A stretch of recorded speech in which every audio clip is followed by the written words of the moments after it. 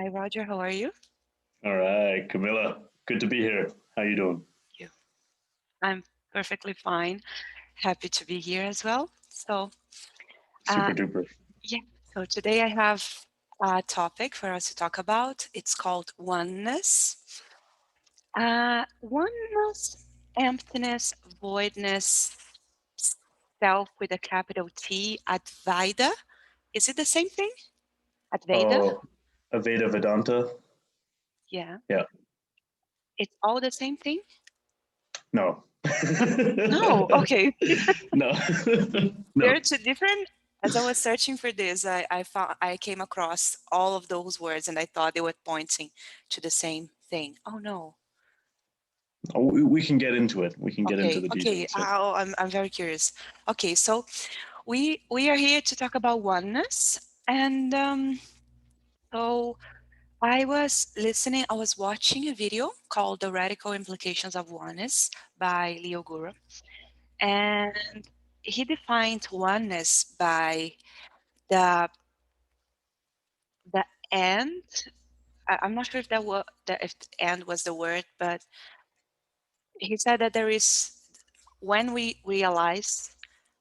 um, One second. Okay, so he defined oneness as non-duality, or he said that non-duality leads to oneness. You can clear that up later. And he said he defined non-duality as uh, no, no boundary, no distinction or separation between the subject and anything else that you might consider other than you. And as much as I want to believe that there is no separation, for me, it's very, I mean, if you asked me to explain how, I wouldn't know. But for me, it's very clear that I'm here sitting in this room, looking at you, sitting in that room, looking at my window at the buildings. And for me, it's you are other than something other than me. And yeah, and he defining saying that there is only one subject in the entire universe. How is that? Do you see that clearly? Am I you right now? Am I talking to myself? Yeah. How is that? So, I mean, I think there's lots of little. It's difficult, Yeah. isn't it? Sorry. No, no, it's great. It's great. This is great. I think there's lots of little details to get into here, but because I think all these concepts, oneness, interconnectedness, emptiness, the big self, they're all kind of related in some way, but they might have slightly different implications. Oneness. So okay, interconnectedness. Can you see how everything is interconnected? Does that at least logically make sense to you that everything's interconnected? Uh, would you say you mean the atoms, the particulars? I mean, Particles. particles that sort of everything has the same particles, something like that? Would it be? Or no? Or just simply that everything is nothing exists by itself. So even if we imagine, okay, there's a world, a universe with lots of things, lots of different atoms and different entities and different beings and different particles or whatever, they interact with each other. So then you still got an interaction, your connection is everything is having a cause and effect, has a cause and effect relationship on all the other stuff, on everything else. Right? Mm-hmm. So that's one way we can view things. Oneness might be even an even stronger unity of that. It's not just that there's lots of like little things and they all kind of interact with each other and they're all connected in this way. There is only one thing. And there's not two things that interact with each other. There's just one thing. Mm-hmm. And one thing doesn't interact with anything else. I mean, maybe it interacts with itself somehow, but there's just one thing. So that's another idea that's even more than just an even deeper sense of oneness than just interconnectedness. Yeah. But where do you want to go from here? Okay. Um, okay. So there is one thing. I accept that. I mean, it doesn't depend on my acceptance, but yeah, No. there is one thing. Yeah. uh, but he defined that one thing as a void. So as nothingness. So one thing is to say that there is one thing, but that one thing, it's also nothing. That I find so, I mean, is it possible to come to that realization, like when you get there? Because he also says that, Leo says that it's difficult to explain. The people who had experienced this, as much as they try to, it's something that one needs to go by themselves. So, Okay. Yeah, let me explain a few things. So I think at some level it's helpful to make a distinction here. And here I'm cutting the one in half okay. by making a distinction between first person phenomenological observations and third person guesstimations about reality beyond our perception. You see, so there's what you experience and what you can come to understand about the content of your mind, the phenomena that is apparent in your experience, and then there's another kind of subject where we're trying to talk about what's beyond our mind, potentially things, just when we talk about other galaxies out in the universe, no one has experience of those things. No one has experience of atoms. No one has experience of their own brain. Like, but we're trying to make predictions and models about reality beyond the mind, that how things work. So you see this difference here? Mm-hmm. Yeah. Okay. So I can talk about sort of emptiness in the third person sense and emptiness in the first person sense. In the first person sense, it's that everything you observe in your mind, all the content, all the phenomenal content you observe, if you point your attention into it scrupulously enough, you don't find a solid core thing, entity. So whatever it is, if it's a sight, a sound, a sensation, you have a feeling in your shoulder, you try to examine this feeling in your shoulder and you peer into it, diving into it, deconstructing it, you never arrive at something, some solid base ground existence of this sensation. It seems to be that the harder you look at it, the more it just kind of, you see there's nothing there. In the third person sense, the idea is, well, it seems to be when we try to look at the physical world, okay, first we find a body, and then we find organs, and then cells, and then nuclei, and then atoms, and then electrons and protons and neutrons, and then quarks and other subatomic particles, and what is beneath that. And it seems that things are just made of little things, and we keep diving deeper and deeper, and things are just made of smaller and smaller things. And is there a base? Is there a bottom to find? Well, if there is, we haven't found it yet. Mm-hmm. Does that make sense? In a sense, it does.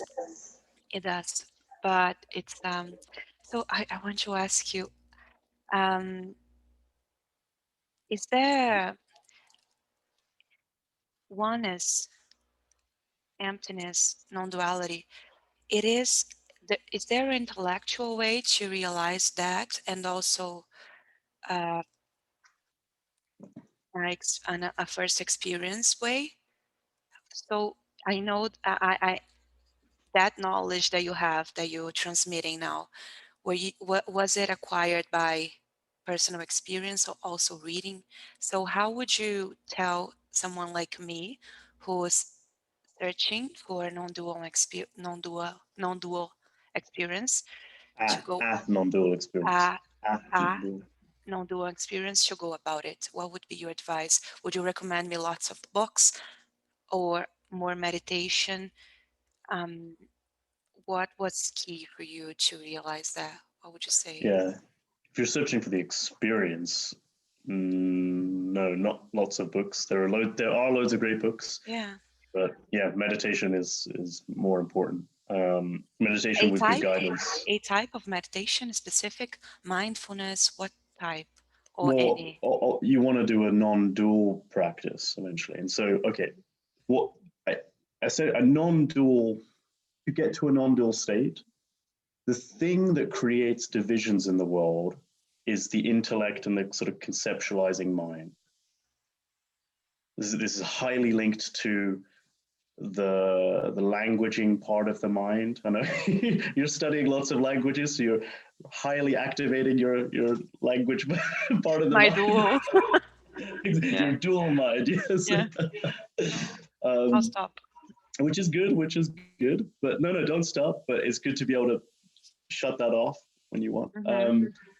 But yeah, when it, the non-dual mind, it can also be described as a non-conceptual state of mind, because in that mind you're no longer creating concepts. In that state you're no longer creating concepts which divide the world into different parts. Mm-hmm. So if you're able to drop conceptual thinking, you arrive at a space that it just is and open, and it's whole and unified, and it's not partitioned into different parts. So how do you do that? Yeah, there's a really good practice which is just I like that Michael Taft talks about, is like dropping the ball. So the thing is you need enough wakefulness to notice the non-dual mind. So you got to be awake and alert, and there's practices you can do to train your wakefulness and your alertness. But let's say you've got a sufficient amount of that.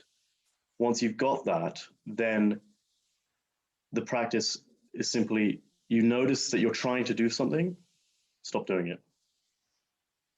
You notice that you're thinking about something, stop doing it. You notice that you're concentrating on something, stop doing it.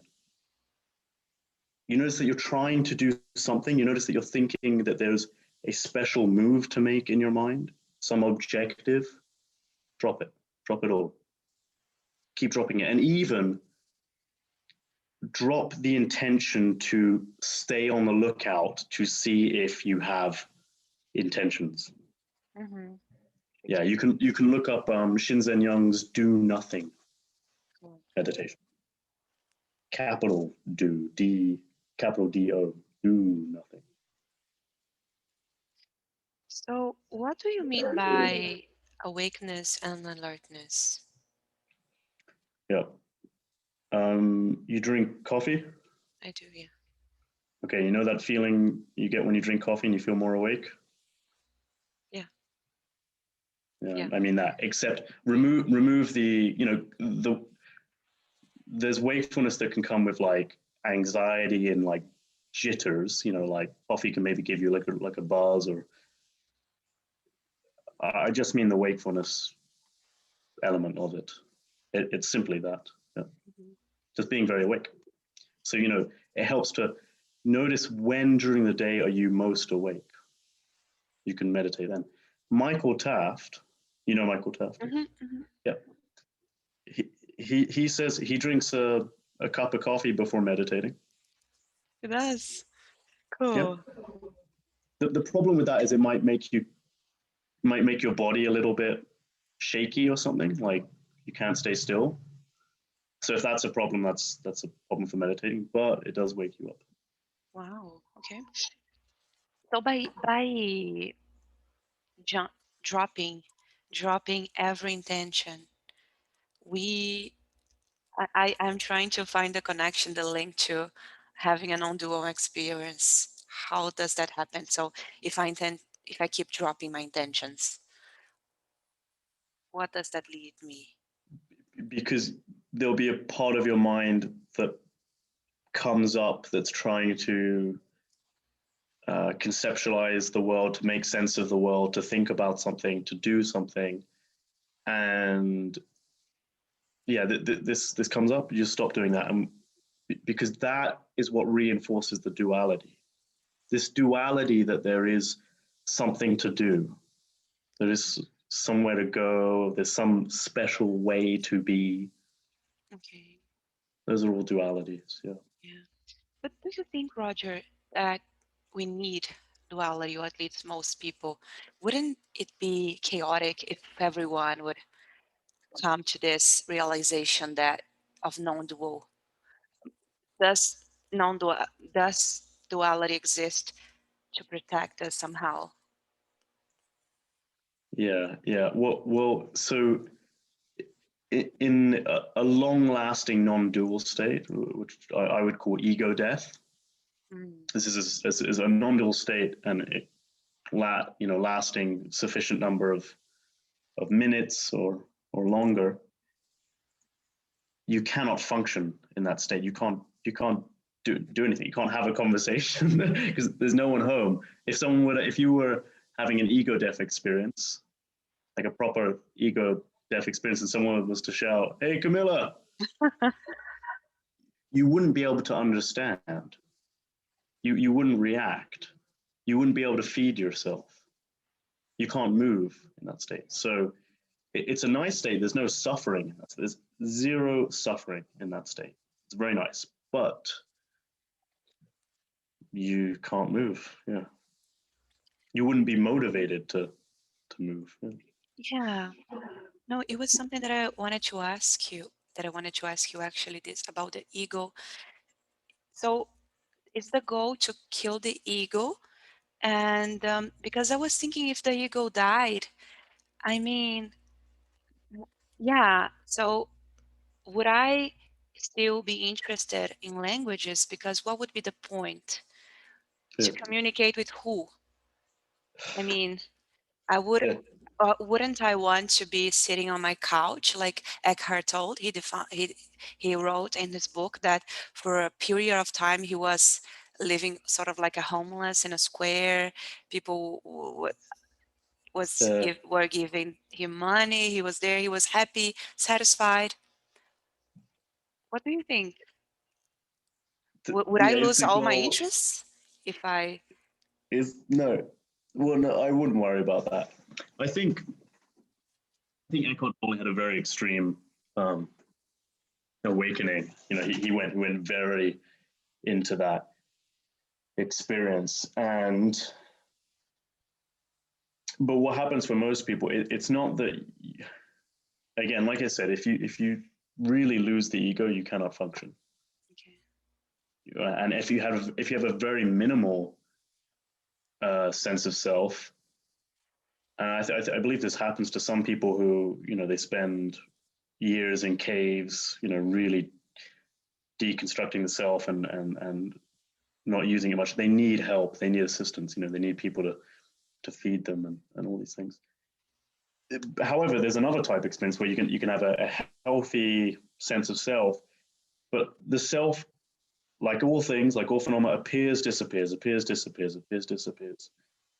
And it's possible just to notice when it disappears, and then you get a little non-dual state at will or whenever you want, and like you can just non-dual, non-dual, non-dual with the dual. So you Mhm, get kind of the best of both worlds. mhm. So people would still want to do things, accomplish Yeah. things. Oh yeah, yeah. So self disappears, but when it reemerges, it's just like the self of before. It's just like anyone. It's just any. I mean, it can be slightly more informed by this non-dual state now, but you're still someone who's in the rat race, who cares about their position in the dominance hierarchies, and still wants affection and to be loved, and yeah, all these things. Okay, cool. Okay, so so this question, I realize how difficult it is. I guess I'll have to contemplate this. But okay, so Don't contemplate it, no, because that's a constructing. what should I do? Because contemplating is thinking about it, right? Yeah. Stop thinking. Just be. Okay. Okay.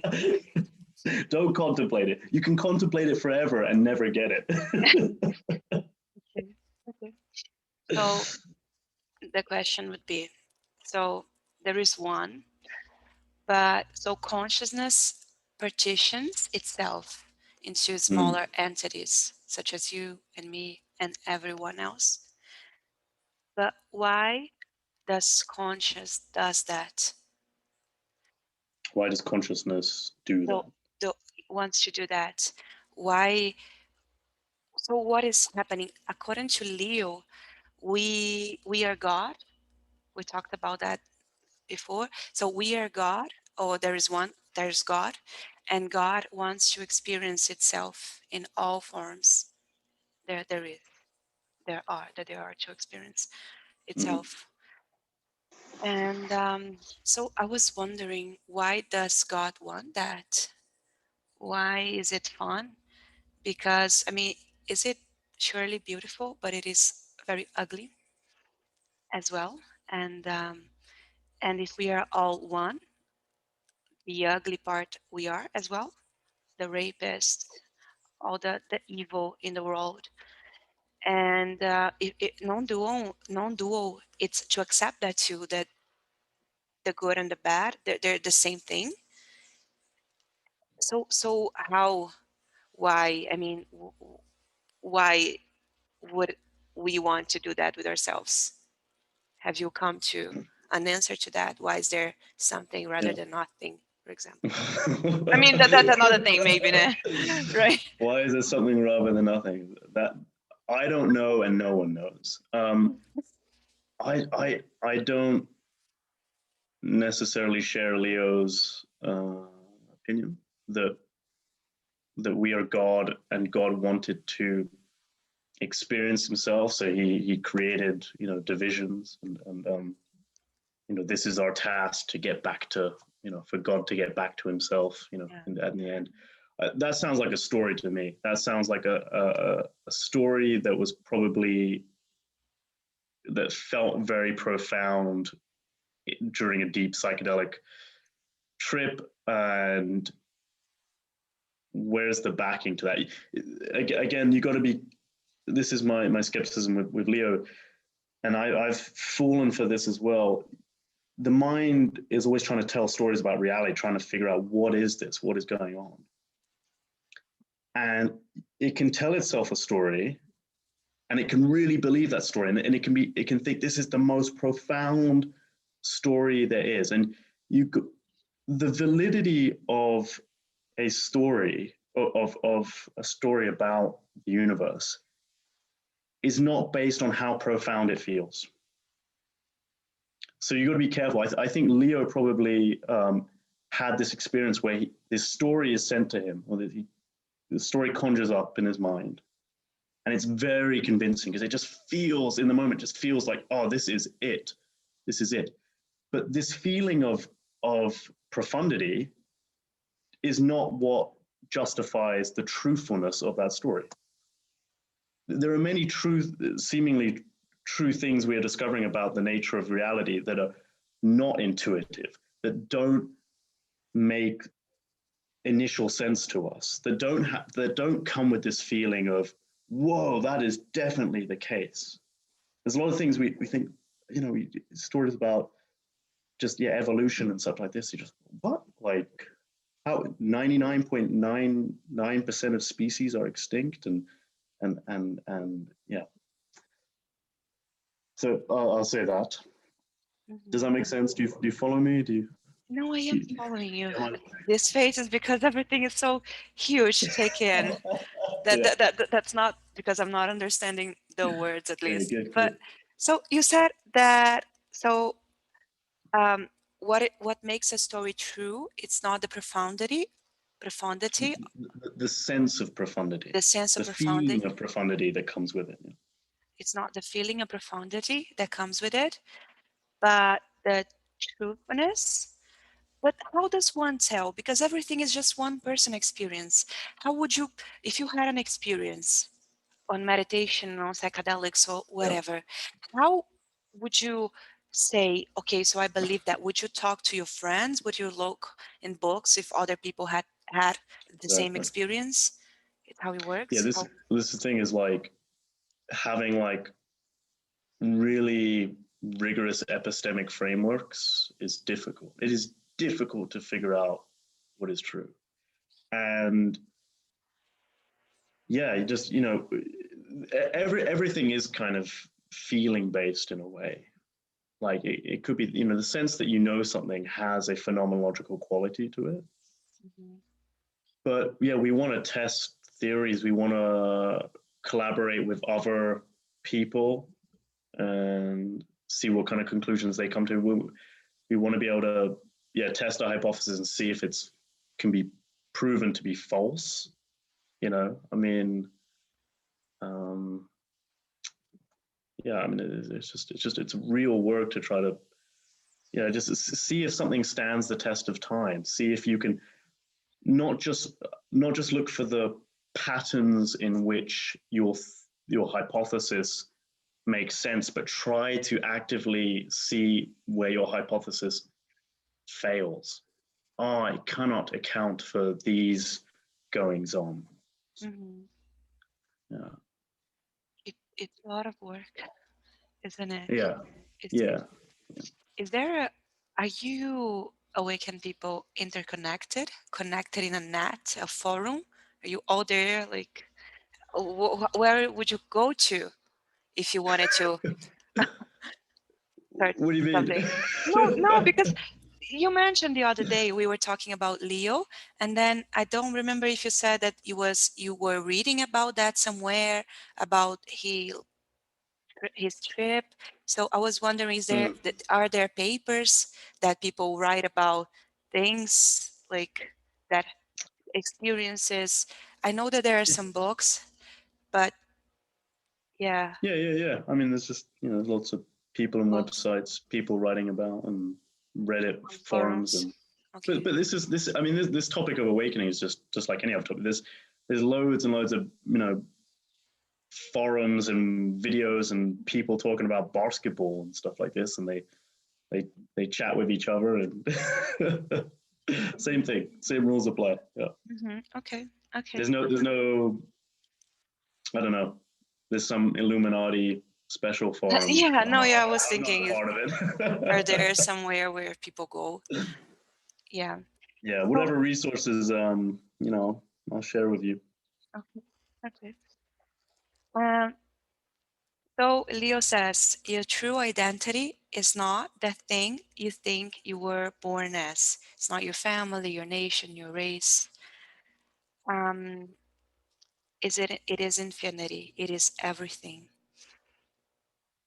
So what are we? I mean, to say that we are a void, what does that mean?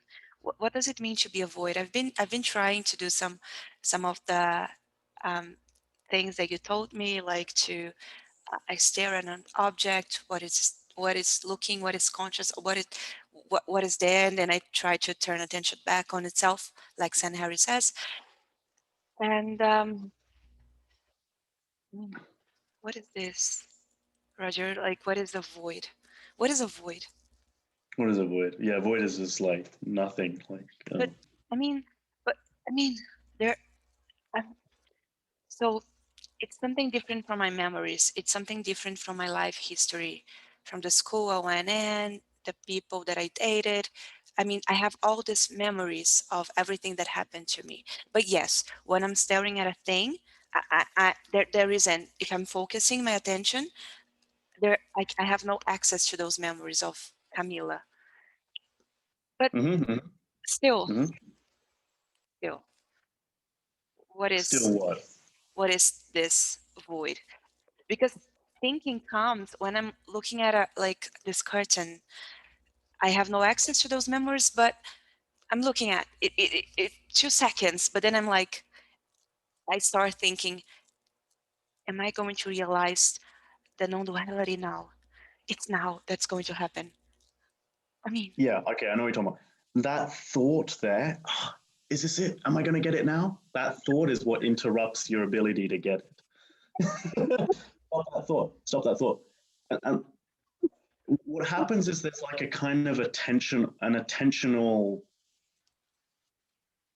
like blink or an attentional like dullness where you are, and this will sound confusing, but you're already having non-dual experiences. You're already like losing the sense of self. You're already like noticing nothingness.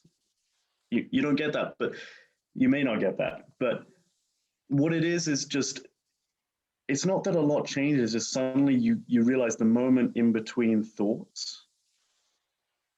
Instead of there being like a moment in between thoughts where you're still waiting for something to happen, the only change is that you notice there's nothing to wait for. So the feeling of anticipating, like, what is it? What is it going to be? That goes away as well. And so there's just looking at things with no thoughts, and there's no thinking, oh, I need to add something more to this experience, or like something special needs to happen. There needs to be fireworks or something, or like yeah, yeah. yeah, yeah. It can be yeah. It takes time. It takes time. Um, yeah, no, often the moment you get it, it's this like, oh, like a lot of people like, that's it. Like, oh yeah, of course I know that. Like that's just regular kind of being. Mm-hmm. Yeah. Mm-hmm. It is it what I mean, there's this concept of going full circle. It's like coming Mm. to you go. I listened to a guided meditation on San Harry's app. I guess it was the koan way. Mm. So Mm. there is a story about this guy who one day he wakes up and says, "So I'm going to get enlightened. I'm going to get the road tomorrow." And then as soon as he step on the road, he says, "Not a step was taken," something like that. Oh yeah. Yeah. Have you heard Yeah. that? And then Not a single step was taken. not a single step was taken. And then so we go all the way to come back and say, okay, so it was always here. I didn't need to go anywhere. It seems like it's it here. Yeah. I wanted to ask you something again. What it is, I'll just add a little more clarity. The content of your experience doesn't change, but you get more clarity on the moment to moment changes in experience. You're not necessarily adding. You're not adding new things. It's not like you they're yeah. You don't add new things to experience. You just get more detail on what was already there, and you get enough detail to be able to read it and see it. Oh, oh, it's Mhm, empty. It's devoid of self. It's impermanent. mhm. Okay. So, a question for you. Another question for you. I know you have had several experience with this, with awakening, I guess, Several experiences. several experiences. Uh, so when you, so I was thinking about the topic of eating meat, something that I still do. Could I reasoning that one reason to stop eating meat is that I'm eating myself? Is that a reason why we shouldn't do harm because we are doing it ultimately to ourselves or and to love and to be compassionate towards the world? It's because it is always me, or it doesn't make sense to reason like this. I, I don't think it's the reason. I think, imagine if even if it wasn't you, it really is another being, someone totally separate from you. but you still care about their suffering. That's even more compassionate. Yeah. Hmm. That's even more compassionate. Yeah. So, I mean, perhaps if you were to really get in touch with the oneness of everything, it might provide some motivation. In reality, is it enough motivation? I don't necessarily think those things are always connected, because there's a lot of, you know, people who can experience oneness who still eat meat. Really? And there's lots of people who don't experience oneness and Yeah. they don't eat meat. So, I mean, it can be a form of motivation for you. But I mean, for me, I went vegan before any of Really? yeah, before I got into meditation. But I think getting in touch with like the interconnectedness of things and realizing, oh wow, like my suffering isn't special. My suffering isn't more valuable because it's happening here. Suffering is just happening. The universe is suffering, and suffering is the problem, and it's the problem of the universe. It's not just you can work through some kind of like mental games to kind of think about, well, even if I stop my suffering and even if I die or whatever, like that doesn't solve the problem because there is no self, so there's still going to be a me to suffer in other forms. You can think uh, think in all these ways, and that might motivate you. um, yeah, the most motivating thing, probably just watch the slaughterhouse footage. Really get in touch. Sorry, Think, sorry. House watch footage. the slaughterhouse footage. Slaughterhouse. Slaughterhouse or abattoir. It's what we call the place where they kill animals for food. Yes, yes, yes, yes, yes. Slaughterhouse. Yeah. Watch the slaughterhouse footage. Hmm. See how the animals are killed, and really just do this, like pinch yourself, whatever. If you take your thumb and your in between your thumb and your finger and you pinch yourself here. Normally, this is a pressure point. This hurts. And you think about, oh, how I don't want that. I don't want that. The feeling of, I don't want that feeling. Yeah. The animals don't want what they're feeling, and they're feeling much worse. Yes. And it's the same thing. Hmm. So, would you say that so are there an interconnection as being loving and compassionate to getting awakened? Or no? Would I have to know how to be compassionate towards everything and loving towards everything before or or after you get enlightened, you also start feeling this love, unconditional love towards everything? Or am I no, not connection whatsoever? No. Okay. It's not that there's no connection whatsoever. I just, unfortunately, I think those connections aren't as solid as we would hope. It seems to be that you can go very far in the path and become very non-dually, very, you know, feeling at one with everything, and I am you and you and me, and still be a jerk, and still have like kind of unresolved bad attitudes and just a troublesome personality. And I mean, this is the place for for therapy and working on your shadow side, they say. And at the same time, like there's like, and again, there's like a logical element to this. Like there's philanthropists. So there's someone called William McCaskill, Hmm. who's part of this effective altruism movement. And they're just trying to like really logically and with a lot of empirical data think about how can we, reduce the most amount of suffering. And they never talk about oneness. It's nothing about that. They're trying to do as much good for the world as they can. How best to spend resources, what are the best charities to donate to that are the most effective. And it has nothing to do with oneness. And so, there are philanthropists who do a lot more good for the world than yogis and such and such. So, according to you, the last question, what are the implications of oneness, of getting awakened? I mean, it might be different things, but so what do I get? What are the promises? What do I get? What's in it for Yeah. me? Well, Yeah. Camilla, you get a brand new Ferrari and and a swimming pool. Very egoical question. No, I like it. I like it. No, it's a good question. Yeah, why do this? Why realize once? What's the point? Hmm. Yeah. What are the practical implications? I don't fully know, but it seems that you suffer less. Mhm. You just suffer less.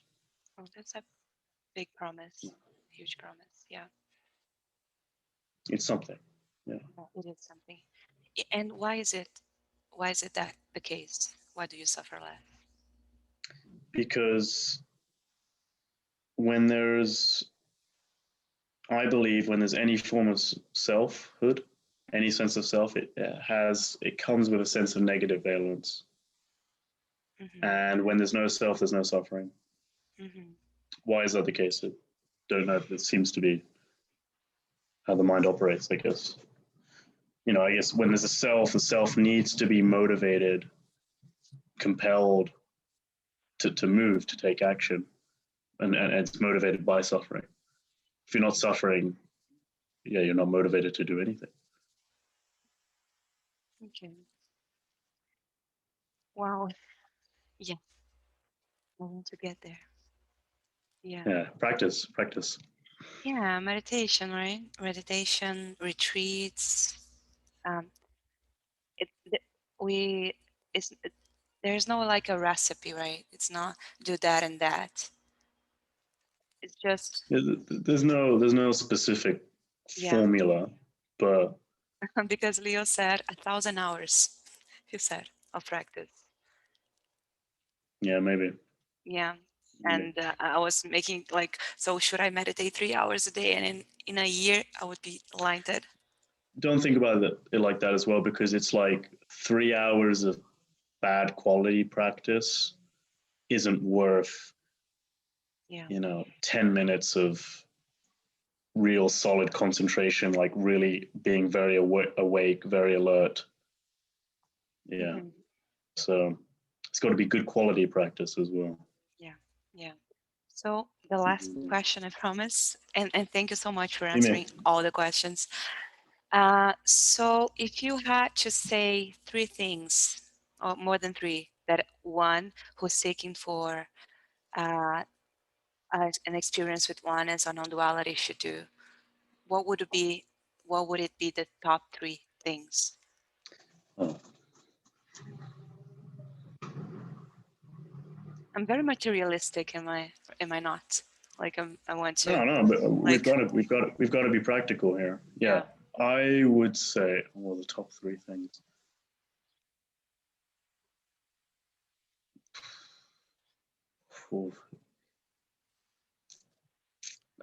It depends on the person.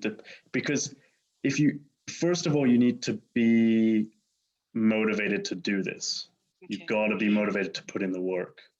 So you've got to find some source of motivation. For me, it was just curiosity. Just for me, I found curiosity was the best motivation.